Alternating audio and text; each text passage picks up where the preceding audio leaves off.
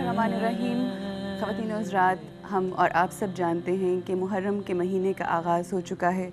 आज 2 मुहर्रमुल हराम है। इस्लामी कैलेंडर के लिहाज से मुहर्रमुल हराम सबसे पहला महीना है, यानी इस्लामी कैलेंडर का आगाज़ जो है वो मुहर्रमुल हराम से होता है।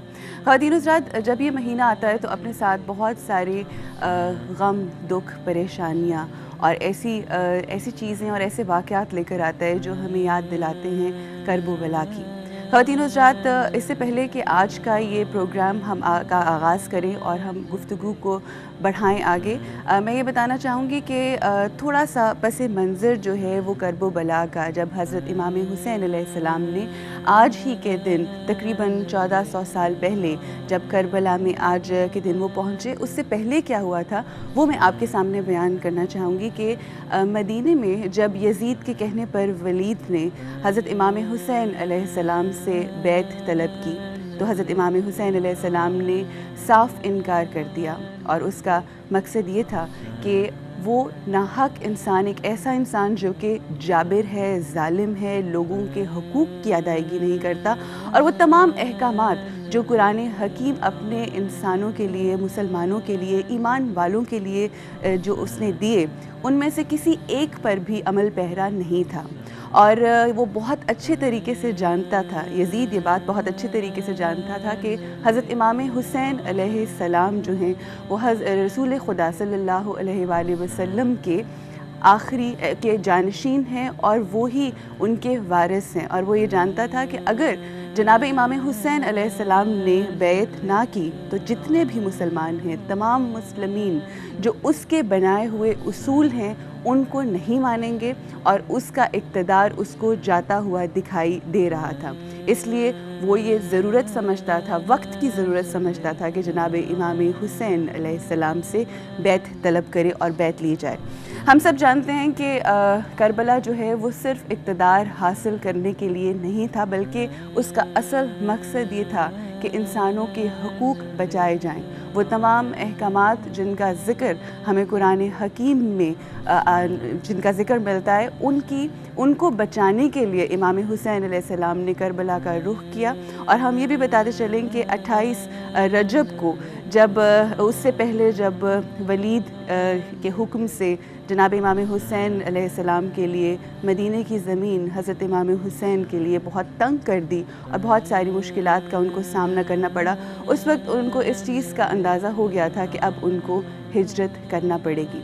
28 रजब को हज़रत इमाम हुसैन अलैहिस्सलाम हज़रत मोहम्मद मुस्तफ़ा सल्लल्लाहु अलैहि वसल्लम की कब्र मुबारक पर जाते हैं, रोज़ा मुबारक पर जाते हैं और उनसे आखिरी मुलाकात करते हैं। ख़वातीन और हज़रात, चंद एक बातें, चंद एक अल्फाज, वो दुआ जो हज़रत इमाम हुसैन अलैहिस्सलाम ने रोज़ा रसूल पर की थी वो मैं ज़रूर आपके साथ शेयर करना चाहूँगी। वो दुआ कुछ इस तरह से थी कि ए अल्लाह, ये तेरे नबी मोहम्मद सल्लल्लाहु अलैहि वसल्लम की कब्र है और मैं तेरे नबी सल्लल्लाहु अलैहि वसल्लम की बेटी का बेटा हूँ, और जो मामला मुझे दरपेश है उससे तू आगाह है।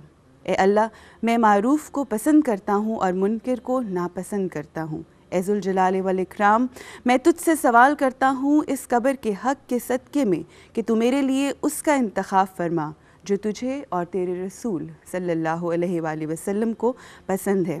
मैं खौफ के आलम में तेरा ही फरियादी हूँ, गमगीन सातों में तेरी ही मदद का तलबगार हूँ। मेरा तुझ पर तवक्ल है क्योंकि मैं तुझे ही काफ़ी समझता हूँ। हम तेरे नबी सल्लल्लाहु अलैहि वसल्लम की इतरत हैं जिन्हें तूने अपनी रिसालत के लिए मुंतखब फरमाया और अपनी वही का उन्हें अमीन करार दिया। उस जालिम कौम और हमारे दरमियान तू ही फ़ैसला सादिर फरमा दे। ए अर्रहमान रहीम, ए मुर्दों को ज़िंदा करने वाले, उसके फरियाद रस जिसका कोई मददगार नहीं।